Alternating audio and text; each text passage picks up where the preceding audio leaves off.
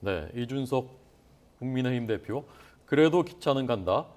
이게 험한 단어는 하나도 안 들어있지만 굉장히 이제 험하게 느껴지거든요. 어떻게 해석하셨습니까? 앞에 무슨 기절이 있죠. 그것까지 하면 험해지죠. 그건 생략했더라고요. 예, 그걸 생략을 했습니다. 근데 이 표현을 가장 자주 썼던 정치인이 떠올랐어요. 홍준표 대구시장. 그렇죠. 홍준표 경남도지사 시절에 그 민노당 출신 그 시의원이 시위를 하는데 그 앞에서 기자들 있는 앞에서 이 발언을 아주 해서 계속 뭐 나중에 이제 회자가 됐습니다. 그러면 일단 지금 홍준표 시장과 비슷한 점이 있어요. 이준석 대표는 난관이 있을 때 그 난관을 정면 돌파한다. 그리고 눈칠 부분은 눈치면서 되치기를 한다. 이런 이슈 전환이라든지 또는 이슈를 끌고 가는 능력이 이 연배에서 정말 탁월하다라고 여겨지는 거예요. 혁신위를 갑작스럽게 내놓는다든지 혁신에는 사실 패배한 정당에서 하지 성공한 정당에서 승리한 정당에서 하지 않거든요. 그런데 혁신을 꺼내면서 그거를 반대할 수 있는 명분이 없어요. 예를 들어 상대 정파나 혹은 이준석 대표를 반대하는 의원들도 혁신이 하자는데 그걸 어떻게 반대를 합니까? 혁신하자는데. 그러니까 이런 그 자기 전쟁터를 만들어서 그 전쟁터로 사람들을 끌어들이는데 굉장히 능수능란하다. 뭐 우크라이나도 사실 뜬금이 없었죠. 선거에 승리를 하면 승리하는 대로의 어떤 그 퍼포먼스 당대표로서 당내에서 해야 될 일들이 있는데 갑작스럽게 우크라이나 갑니다. 하지만 우크라이나가 지금 처해 있는 현실을 보면 그거를 마냥 비판할 수는 또 없는 상황이거든요. 이런 식으로 이준석 대표가 비판을 받더라도 비판의 여지가 없을 수 있는 공간을 확보하는 데 굉장히 능하다라고 볼 수가 있죠. 예. 어떻게 보십니까? 선거 때 조금 잠잠한 척하던 윤핵관과의 갈등 이제 표면 위로 올라오는 건가요? 일단은 그 당내 징계 문제, 뭐 성접대 관련해서 의혹 관련해서 이제 징계 문제가 걸려 있어서 이거를 조금 더 빨리빨리도 움직이게 만든 것 같아요. 어떻게 될지 모르거든요. 근데 뭐 이제 윤리위원장, 당내 윤리위원장 같은 경우에는 제가 전에 듣기로는 징계에 대한 의지가 확고하다. 그러니까 국민의힘 쪽 관계자들 얘기를 들어보면은 그럼 징계 수위가 어떻게 될지는 모르겠으나, 근데 그 내용도 사실 몰라요. 그러니까 경찰 수사가 뭐 지금 벌어진 것도 아니고, 근데 소위 말해서 이제 그 김철근 그 정무실장이 가서 합의를 한 것 자체가 품위를 손상시켰다라는 건데, 그러면은 거기에 가가지고 합의를 한 것이 그럼 이준석 대표의 의지였느냐 아니었느냐 뭐 이런 것까지 따지기 시작하면 굉장히 이제 복잡한 문제들이 생기는 거죠. 어쨌든 근데 지금은 빨리 움직이게 한 것은 내년 6월에 그러니까 5월에 있을 전당대회를 보고 지금 움직이는 것 아니면은 올해 빨리 조기에 있을 가능성 이런 것들을 보면서 이제 다 움직인다고 봐야 될 것 같고, 아까 전에 뭐 평론가님이 말씀하셨지만은 이준석 대표가 행동하는 거가 명분이 다 있어요. 우크라이나 왜 갔냐고 이를테면 비판하시는 분들도 있는데, 미국 뭐 국무장관, 국방장관, 뭐 질 바이든 여사도 가고 뭐 독일 외교부 장관도 가고 그랬거든요. 그러면 한국도 이제 피해받고 있는 전쟁 피해를 받고 있는 우크라이나에 가서 초청받아서 갈 수도 있는 거잖아요. 이런 것들을 마냥 비판하기에는 조금 무리수다라는 게 이제 여러 견제를 하려는 당내 중진들의 좀 고민이 있는 거죠. 네. 이게 어쨌건 이제 2년 뒤 총선을 내다보고 공천혁신위원회를 출범시켰다면 본인 임기 이후인데 권한 밖의 일을 하는 것이 아니냐라는 이제 비판이 이쪽에서 있는 거지 않습니까? 보시기에 지금 이준석 대표의 목표랄까요?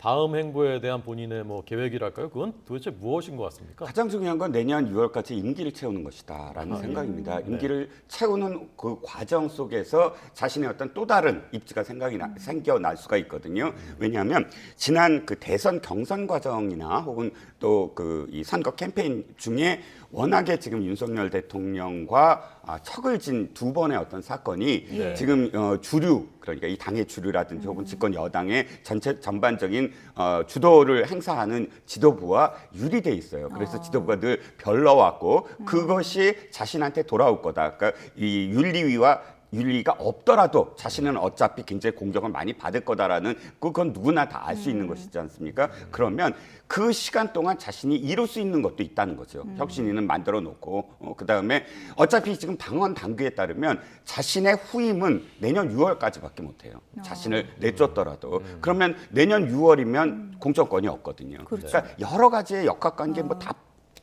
펼치면 나를 쉽게 내쫓을 수 없다는 걸 이준석 대표도 너무나 잘 알고 있어요. 그래서 첫 번째는 시간을 자신의 것으로 만들겠다. 두 번째는 그 시간 동안 자신이 뭐 꼭 대통령이다 아니다가 아니라 큰 그림을 그리기 위한 두 번째 작업을 할 수가 있다라는 판단을 할 수가 있는 거죠.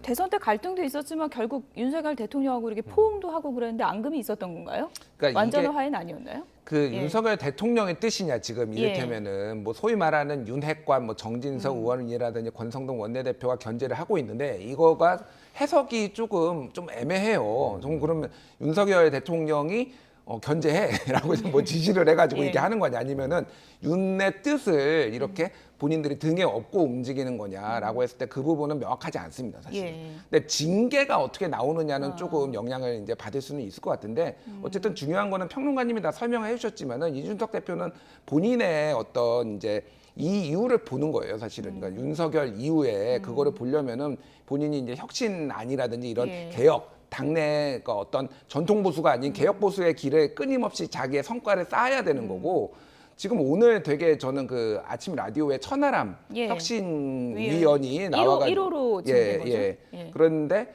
이준석 대표의 당내 견제, 중진들의 견제에 대해서 아니, 선거 때는 쪽쪽 빨아먹더니 이런 표현을 굉장히 세게 얘기를 했더라고요. 그러니까 지금 이게 어떻게 보면 또 당내에 오래된 개파 갈등의 하나로 좀 벌어질 수도 있겠다. 지금은 이준석 대표의 힘은 작은데 네. 이준석을 보고 들어온 젊은 보수들이 굉장히 많거든요. 만약에 뭐 소위 말해서 이준석을 날린다라고 했을 때 굉장히 큰 갈등, 혼돈 상황이 벌어지는 것도 당내에서는 좀 감안을 해야 될 것 같아요. 근데 네. 천하라면 그 정한 거 놓고도 너무 이준석 사람으로 재빠르게 채워넣으려는 거 아니냐 이런 비판도 있습니다. 사실 그거는 근데 최재형 감사위원장이 대선 후보로 나왔을 때 천하람 캠프에 있었어요. 그랬군요. 그래서 가까워가지고 오히려 최재형 지금 위원장이 임명했다라고 그렇게 전화를 했다라고 알려져 있거든요. 그러니까 그쪽이 맞는 것 같아요. 네.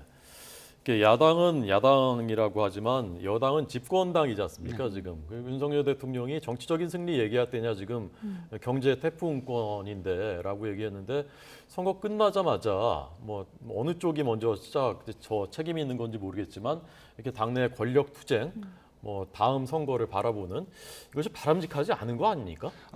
우리가 죄송합니다. 네. 그런 정당들의 몰락을 많이 봤죠.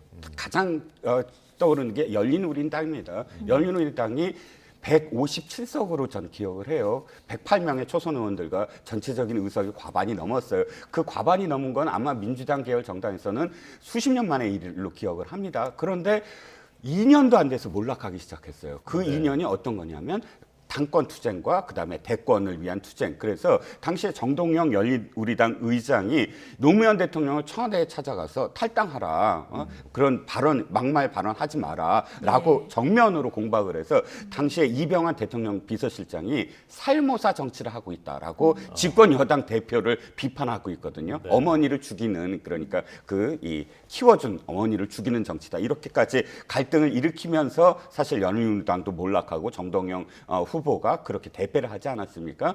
그러니까 지금 인위적으로 무슨 여권의 개편을 이룬다? 이건 굉장히 경계해야 될 상황이고 그래서 윤석열 대통령도 그런 발언을 하지 않았나 싶습니다. 네.